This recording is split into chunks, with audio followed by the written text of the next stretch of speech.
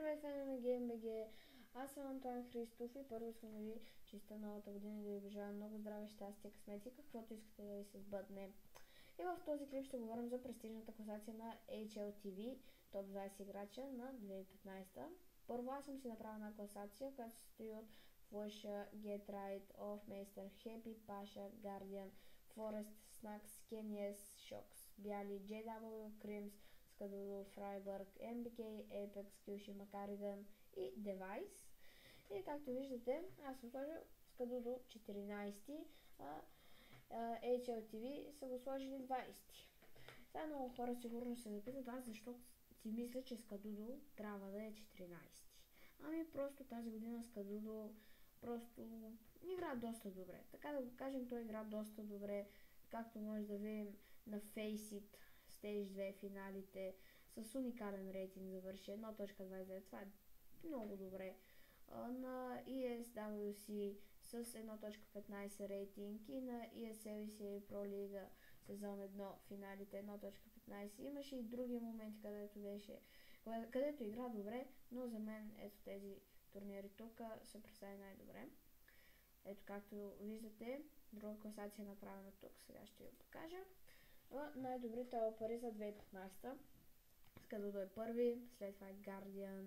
Както може да видите, тук има много известни опари, като Kenyes, Alo, Fallen. Като цяло всички са известни, как така да смисъл, няма да пренебрегвам никой, защото всички опитват се да играят добре и според мен играят добре. Но както виждаме, сега много хора могат да си кажат защо Скадудо е първи, Guardian втори, при положение, че виждат киловете 1686. Ами просто Скадудо има повече килове на рунд, отколкото Guardian, с много малко, но пак това е достатъчно, за да го победи. И да, и съответно той завършва първи при опарите, не знам защо е сложен 20. При положение, съм сигурен, че Guardian ще бъде сложен по-напреде. Не знам къде, но съм сигурен, че ще го сложат. И да, като цяло, ето тук, аз съм си написал и класация на HLTV, 120 играча. И да, и тук ето може да поговорим малко за моята класация. Сега, аз принципно съм фен на NiP и искам Get да победи, но Flusha тази година имаше игра много добре, имаше много добри моменти и според мен той трябва да спечели. След това Get Right съм сложил, защото и той в началото на годината игра доста добре.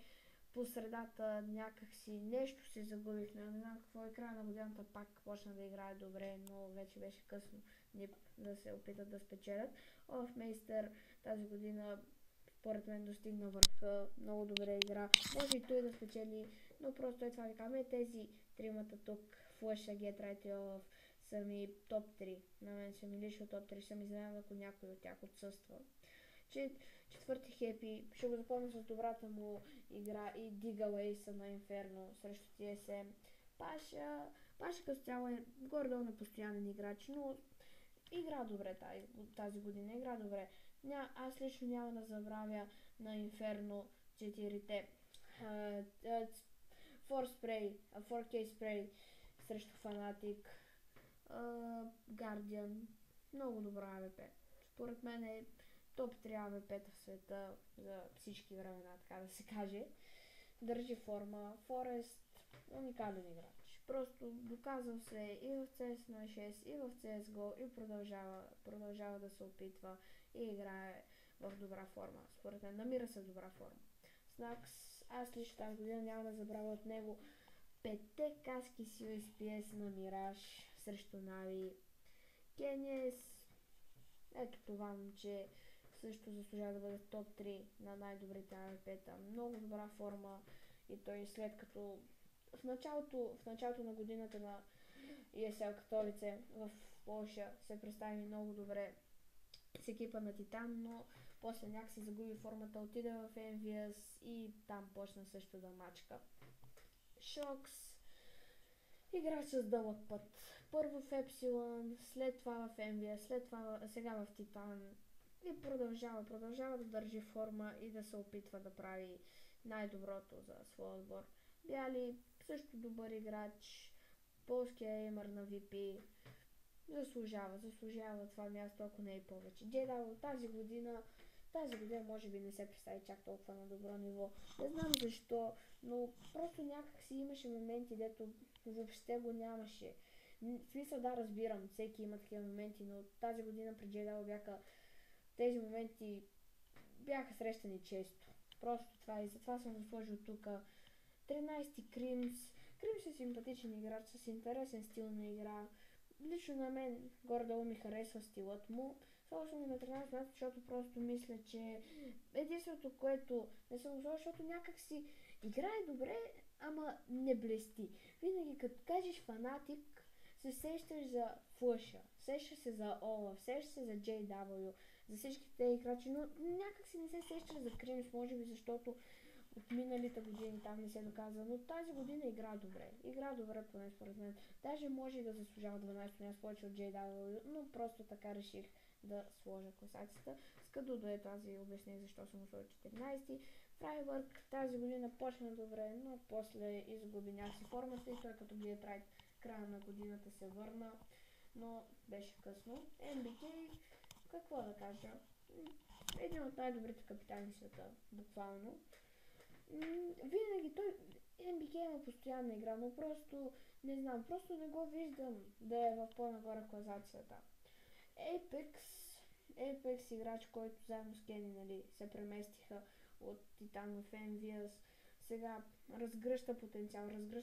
За сега не е сложен в класациите на HLTV топ 20 играча, но мисля, че ще го сложат. Не знам на кое място, но аз му отредих това място. 18 Киошима. Това, което ми харесва в Киошима е, че винаги има различни стилове. Всеки матч се опитва да прави нещо различно и понякога това му изигра лоша шега, но понякога може да завърши първи с над 30 фрага.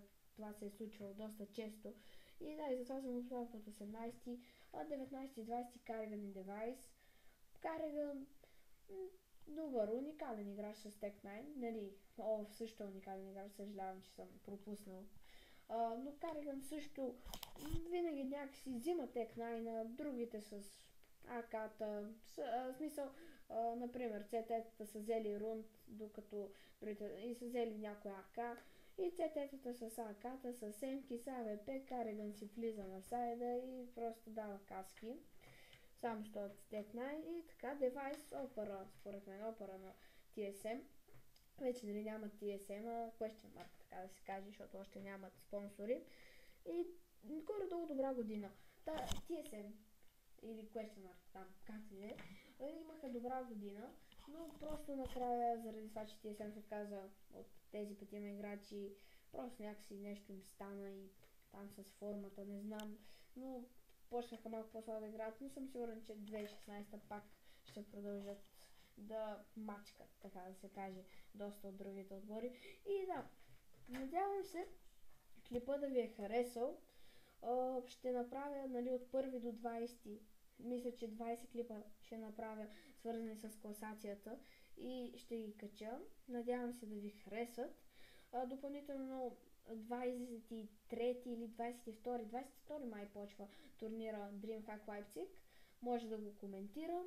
И да, и като цяло може така да коментирам някои турнири, матчовете, какво мисля за някои матчове. И да, и като цяло е това. И да, надявам се клипа да ви е харесал. Ако искате, харесайте, коментирайте, абонирайте се за канала ни. И ако имате въпроси, ги задайте в коментарите. И да, като цяло е това. Благодаря ви за вниманието и ви пожелавам приятно изкарване. Чао!